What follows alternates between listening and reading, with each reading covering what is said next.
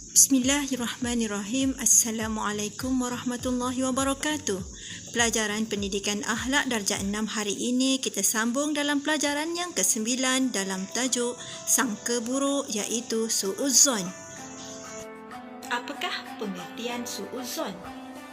Menurut bahasa, Su bererti buruk atau tidak baik. Azzon pula bererti keraguan, sangkaan dan sesuatu yang tidak pasti.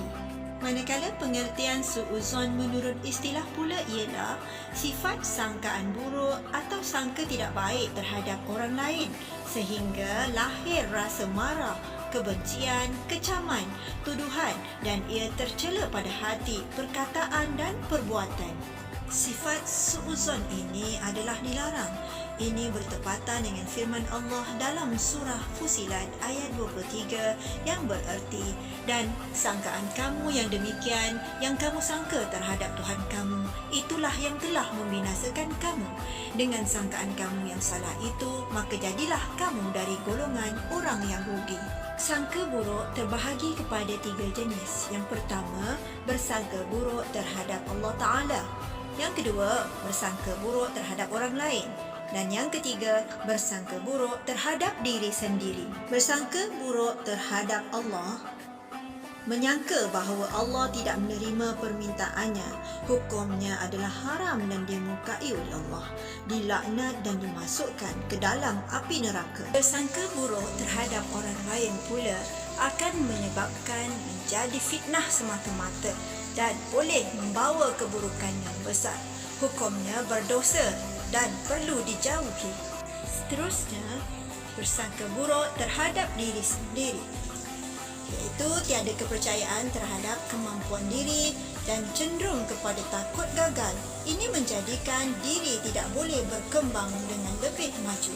Namun begitu, terdapat sangka buruk yang dibenarkan di dalam Islam, iaitu terhadap perkara yang dibolehkan, terutama dengan tujuan untuk memperjuang, membantu atau membela umat Islam dari kezaliman dalam usaha mendapatkan hak kemaslahatan syariat Islam.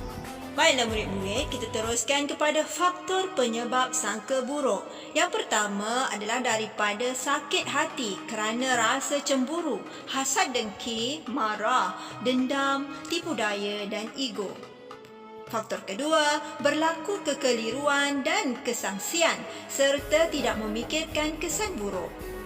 Yang ketiga, mengikut hawa nafsu yang tidak berpandukan sifat takwa. Dan yang keempat, perangai buruk yang sudah menjadi kebiasaan diri. Dan yang kelima, bergaul dengan orang jahat dan masyarakat yang rosak. Kesan sangka buruk pula boleh menyebabkan yang pertama, menghilangkan pahala ibadah. Yang kedua, hilang keharmonian dan ketenteraman. Yang ketiga, hilangnya teman dan putus silaturahmi. Yang keempat, tidak puas hati dan marah. Kelima, berlakunya fitnah memfitnah sesama orang beriman. Dan yang seterusnya keenam, menyebabkan ketakutan, bersikap bakhil dan bersikap tamak. Justru itu, apakah cara untuk mengubati dan mengelak sangka buruk ini murid-murid? Yang pertama, mendidik individu dan masyarakat bermula dari keluarga, sekolah dan lain-lain peringkat. Yang kedua, kita hendaklah menahan hati dengan membaca dan menghayati Al-Quran serta mengambil pengajaran daripadanya. Yang ketiga, menjauhi keraguan dan prasangka dengan sikap bersangka baik. Seterusnya, kita hendaklah mengukuhkan persaudaraan dengan ikhlas, jujur di kalangan masyarakat. Dan yang terakhir, berhati-hati dan tidak tergesa-gesa untuk menilai sesuatu dan seseorang. Demikianlah tadi murid-murid tajuk kita pada hari ini. Semoga murid-murid cemerlang di dunia dan di akhirat.